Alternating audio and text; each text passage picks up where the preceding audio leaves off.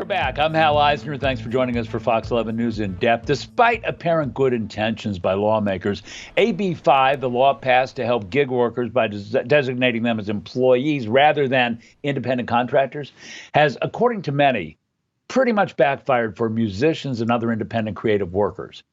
Faced with the need to make sure hired musicians would have insurance, unemployment, and other benefits, venues started going out of state or just stopped hiring musicians altogether. But local musician Ari Herstand, he joined with others to form a lobbying group, Independent Music Professionals United, and he actually participated in writing an amendment to that law. Ari, thanks for joining us. Glad you're here. And I want to talk a little bit about what you've done and this law. Why don't you put a little bit of this in perspective for us? Sure. So AB5 was signed into law by Governor Newsom last September 2019. Best of intentions by the lawmakers who passed it, voted for it, signed it by the governor. You know, it's supposed to help workers, help the little guy from the big bad corporations taking advantage of them. You know, we all heard about it primarily from Lyft and Uber drivers and food delivery drivers and that kind of stuff. Now, there were a lot of industries that did get caught up in this. There were a lot of industries that got exemptions, you know, lawyers, doctors, manicurists, hairstylists, that kind of stuff.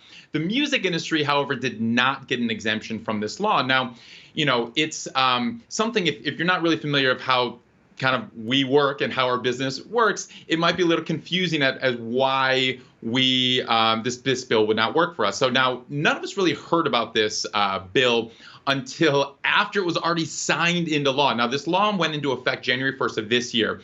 I heard about it in November. So just about a month and a half before the law was actually going into effect, I went to a teach-in with a few other musicians and an attorney there teaching us about what this law was and how to comply. By the end of this teach-in, all like 20 musicians were in there kind of shouting out questions and like, wait, this could single-handedly crash the California music economy. Like, this is not feasible for our business. So Ari, I wrote a blog. You've got something, Ari, you've got something called unintended consequences. And so that's what you're talking about, is the unintended consequences. And what I want to know is, what did you do? How did you take the ball and run with it? Right. So I wrote an article on my blog, Ari's Take, basically entitled "The California Music Economy is About to Crash." Now, this article went viral, and it got me a meeting with the Assemblywoman Lorena Gonzalez, who authored AB5. Took a bunch of musicians with me. We went down to her office in San Diego, and we met with her, and we explained, you know, for the best intentions of AB5, this is not feasible for the music industry. We also started a petition simultaneously that got over 185,000 signatures by California music professionals saying AB5 doesn't work for us. Now, mind you, this law went into effect January 1st. We didn't get any kind of amendment or exemption or anything like this. And there wasn't really much movement happening. The Assemblywoman listened to us. You know, she heard our plight, and she said, okay, well, here's what needs to happen. You guys, musicians, and the entire music industry, and pretty much everyone in the entertainment industry need to get together, come up with language, send me the language, and we'll add it to the amendment bill, which is going, you know, we're going to try to get passed later in 2020. So the amendment bill is working its way through the maple syrup of government, and Sure. and so with a little bit of time we have left, tell me about this amendment, the vote, and what you see going forward. And I think this may be the last question. Let's see what you say.